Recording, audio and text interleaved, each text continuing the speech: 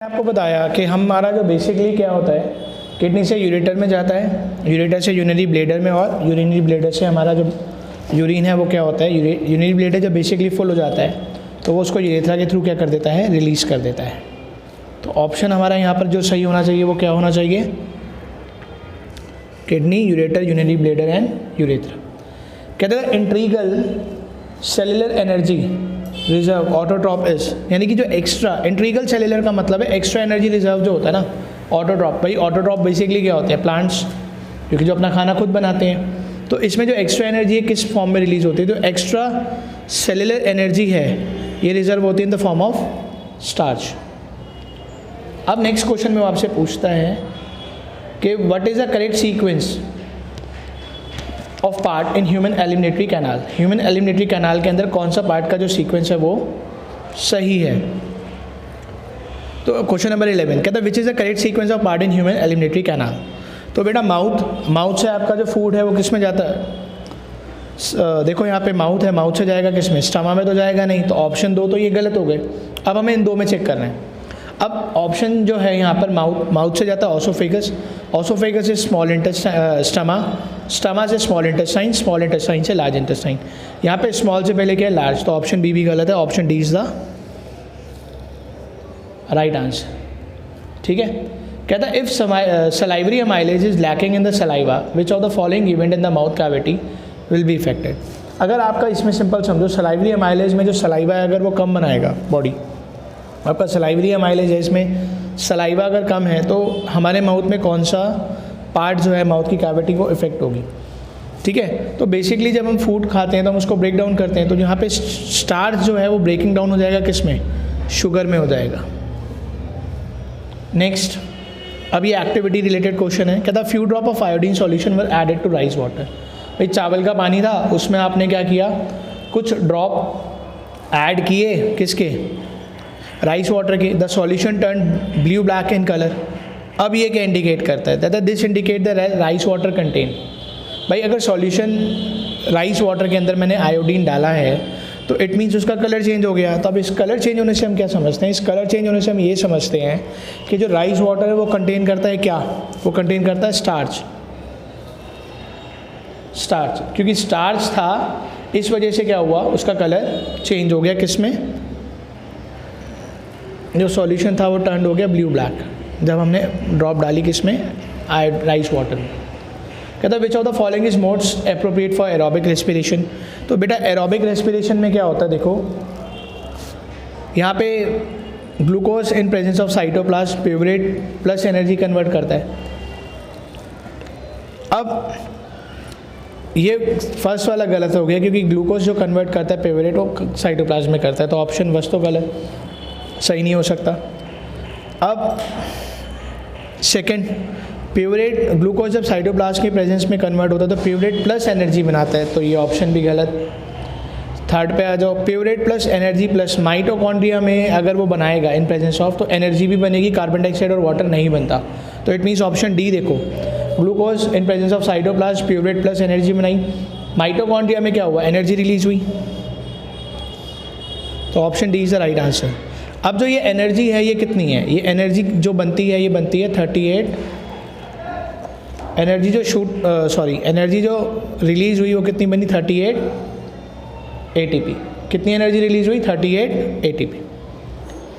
Next question, in single circulation that is blood flows through the heart only once during a one cycle of passage through the body, it is exhibit by. अब कहता है, इस question को समझ लो, बहुत important है, अच्छा भी है और थोड़ा ट्रिकी है। कहते सिंगल सर्कुलेशन में जो ब्लड फ्लो करता है ना हार्ट से, ओनली वंस, वो एक ही बार करता है during one cycle of passage through the body, वो किसकी वजह से होता है, एग्जिबिट बाय। तो इसको सीधा सीधा याद रखना है, इसको याद रखने का तरीका है हिप्पोकैम्पस, एक्सोसाइटस और एनाबस। ये NCERT का एक एग्जाम्पलर है। तो जब भी सिंगल सर्कुलेशन होगा ना ब्लड का हार्ट से, तो वो किसकी वजह से होगा, और वन साइकिल ऑफ पैसेज हो रहा है बॉडी से, तो वो एग्जिबिट करेगा कौन, हिप्पोकैम्पस, एक्सोसियोटस और एनाबस। कहता lack of oxygen in muscle often lead to the cramp amongst cricketer, this result due to कि lack of oxygen in muscle often led to cramps among cricketer this result due to, अभी मैंने आपको just थोड़ी पहले एक information दी थी, अभी ही हमने क्वेश्चन नंबर 3 में पढ़ा था कि भाई देखो मैंने बताया था कि जब ईस्ट में तो क्या होगा, ethanol plus carbon dioxide, glucose जब कन्वर्ट होता है ना लैक्टिक एसिड में तो आता है मसल क्रैम्प, क्योंकि यहाँ पे हमारे को ऑक्सीजन की कमी हो जाती है। विग्रेस एक्सरसाइज की वजह से, भागने की वजह से, रन करने की वजह से क्या होता है, कई बार ऐसा होता है। तो यहाँ पर क्या होगा कि lack of oxygen in muscle often lead to the cramp amongst cricketer, this result due to, अब ये किसकी वजह से हुआ, कन्वर्जन किसका हो गया, प्यूरेट किस में कन्वर्ट होता है, लैक्टिक एसिड में। देखो किधर ऑप्शन में, ऑप्शन डी, तो it means option D is the right answer. East में बनाएगा इथेनॉल, माइटोकॉन्ड्रिया के प्रेजेंस में करेगा एनर्जी जो कितनी होती है 38 ATP, देखो ऊपर लिखा हुआ है, ठीक है। और जब बेसिकली क्रैम्प आएगा तो उसमें क्या होता है, लैक्टिक एसिड बनता है कि lack of oxygen in muscle often lead to amongst cricketer, ठीक है, this result due to the lack of conversion of pyruvate, क्या होता है, लैक्टिक एसिड में कन्वर्ट हो जाता है। अब ये बहुत इजी क्वेश्चन है नेक्स्ट के, opening and closing of stomatal pore depend upon, किस पे डिपेंड करता है भाई, बेसिकली करता तो है गार्ड सेल पे, डिपेंड अपॉन गार्ड सेल, ये गार्ड सेल पे डिपेंड करता है, बट ऑप्शन में वो नहीं है। ऑप्शन में क्या है, oxygen, temperature, water in guard cell, concentration of CO2 in stomata. तो बेटा opening and closing of stomatal pore depend करता है वाटर कितना है गार्ड सेल में, अगर वाटर ज़्यादा होता है तो वो स्वेल अप हो जाता है, खुल जाता है, और ऑक्सीजन को क्या करता है, इनहेल करता है। Next, the inner lining of stomach is protected by one of the following from hydrochloric acid. तो भाई जो हमारे स्टमा के अंदर क्या होता है, HCl सेक्रीट होता है, तो उसको स्टमा की वॉल्स को प्रोटेक्ट करने के लिए, क्योंकि वो काफ़ी सॉफ्ट होती है, हमारा जो स्टमा है एक चीज़ सेक्रीट करता है, म्यूकस, ताकि वो HCl से उसको क्या बचा सके, ठीक है ना, स्टमक की लिनिंग को बचा सके। The inner lining of stomach is protected by one of the following from hydrochloric acid, choose the correct one. समझ आया बेटा। नेक्स्ट, कहता ring of cartilage present in the throat ensure that, भाई तो हमारे कार्ट्रेज में छोटी छोटी रिंग्स होती हैं, वो क्या इंश्योर करती हैं, वो करती हैं कि एयर जो पैसेज है वो कोलैप्स ना हो, इसीलिए वो क्या होता है हमारा, आपने देखा होगा वो इस फॉर्म में होता है। तो इस फॉर्म से क्या होता है, ये एयर को ना कोलैप्स नहीं होने देती, ठीक है, तो air passage does not collapse, तो आपका जो एयर पैसेज है वो कोलैप्स नहीं होता है इसमें। So rings of cartilage present in the throat ensure that air passage do not collapse. अब वो नेक्स्ट क्वेश्चन में क्या पूछ रहा है हमसे, नेक्स्ट क्वेश्चन में कहता है कि which of the following organism absorb nutrition with haustoria. तो बेसिकली इसका मोड ऑफ न्यूट्रिशन का क्वेश्चन है, और उसमें पूछा गया है कि भाई which of the following organism absorb nutrition with haustoria. तो बेसिकली हमने पढ़ा है मोड ऑफ न्यूट्रिशन में क्या, ऑटोट्रॉपिक, हेटरोट्रॉपिक। तो यहाँ पे जो आंसर होगा आपका, इसको ध्यान से समझो, वो पूछता है ना होस्टोरियो को, तो इसका सीधा सीधा आंसर आपने देना है क्या, ऑप्शन में पैरासाइट, ठीक है, क्या देना है आपने, पैरासाइट, क्योंकि पैरासाइट होस्टोरियो का मतलब होता है होस्ट, कि होस्ट की बॉडी से कौन सा जो है खाना गेन करता है, तो होस्ट की बॉडी से जो खाना गेन करता है वो होता है पैरासाइट, ठीक है ना। सो होस्ट की बॉडी से जो पैरासाइट क्या करता है, गेन करता है अपने फूड को। Next, the process by which amoeba obtain its food is called. तो भाई हमने पढ़ा है जो अमीबा का प्रोसेस है, द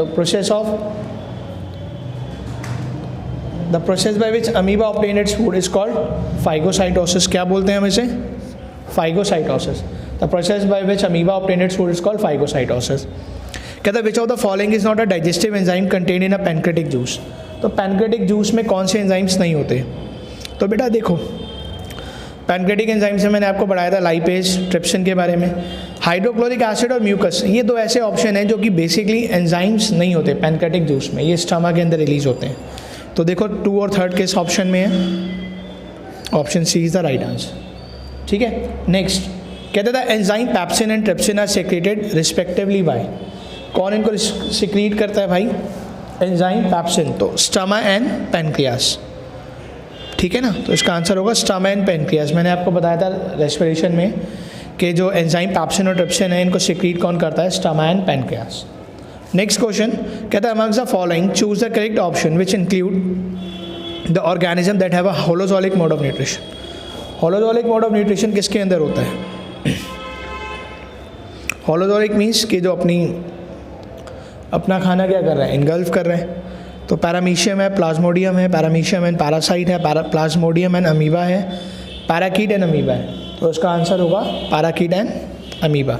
ये हॉलोजोइक मोड ऑफ न्यूट्रिशन से अपने खाने को ऑब्टेन करते हैं। नेक्स्ट कहता है raw material required in the autotrophic mode of nutrition involve. भाई क्या करता है, देखो रॉ मटेरियल बेसिकली ऑटोट्रॉप में क्या होता है, plants make their own food with the help of sunlight, chlorophyll, ठीक है, sunlight, chlorophyll and carbon dioxide and water. तो ऑप्शंस देख लो कहाँ पर है, ये आपको मिल रहा है। नाइट्रोजन नहीं है, इट मीन्स फर्स्ट, सेकेंड और फोर्थ 3 चीज़ें हैं। ऑप्शंस भी यहाँ पर है, तो ऑप्शन सी में दिया गया कार्बन डाइऑक्साइड एंड वाटर लेता है, यूज़ करता है, क्लोरोफिल यूज़ करता है, सनलाइट यूज़ करता है। नेक्स्ट बेटा, the enzyme in pancreatic juice help in the digestion of. भाई पैनक्रियास के जो जूस हैं वो हमें हेल्प करते हैं डाइजेशन में, किसकी? तो मैंने आपको बताया था pancreatic juice help in digestion of protein, fat and carbohydrates. तो आंसर इज डी। तो ये याद रखना है, जो एंजाइम हमारे पैनक्रियाटिक जूस में ये हेल्प करते हैं the digestion of protein, fat and carbohydrates. Next question कहता है विच of the following help in protecting the inner lining of stomach from the harmful effect of hydrochloric acid. अभी ये पीछे पड़ा है, बस पूछने का तरीका अलग कर दिया। तो उसका आंसर क्या है, म्यूकस।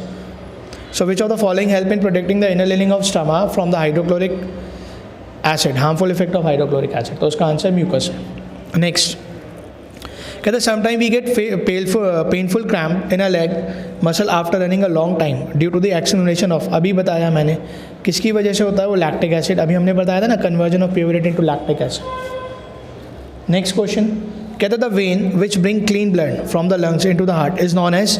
भाई वो होती है हमारी पल्मोनरी वेन। पल्मोनरी वेन क्या करती है, ऑक्सीनेटेड ब्लड को लंग से लेके जाती है बॉडी ऑर्गन्स पहले, ठीक है, कहाँ पर, हार्ट पे, और हार्ट से फिर वो जाता है हमारी बॉडी ऑर्गन्स पे।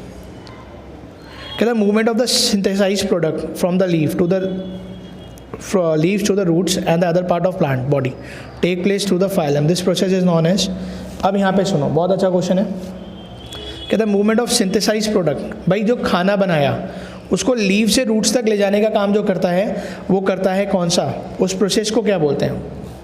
पार्ट को नहीं पूछ रहे, उस प्रोसेस को पूछ रहे हैं कि movement of synthesize protein product from the leaf and the roots and the other part of plant body take place through the phloem. The process is known as translocation. Translocation में क्या होता है, वो खाने को लेके जाता है। और ट्रांसपीरेशन में क्या होता है, ट्रांसपीरेशन वो प्रोसेस होता है जिसमें से जो एक्सेस वाटर होता है ना, तो वो एरियल पार्ट्स जो होते हैं जैसे लीफ, तो उसमें क्या होता है, वो वाटर वेपर की फॉर्म में एब्जॉर्ब हो जाते हैं। सनलाइट जब होती है तो प्लांट्स क्या करते हैं, जो एक्सेस वाटर होता है वो क्या करते हैं, वाटर वेपर की फॉर्म में उसको रिलीज़ कर देते हैं। और ट्रांसलोकेशन क्या होता है, ये खाने को फ्लोएम का ये बेसिकली जो प्रोसेस है, ये क्या करता है, ट्रांसलोकेशन, ये खाने को लीव से रूट्स तक पहुंचाने का काम करता है। नेक्स्ट क्वेश्चन कह रहा है during deficiency of oxygen in human tissues pyruvic acid is converted into lactic acid in the presence of.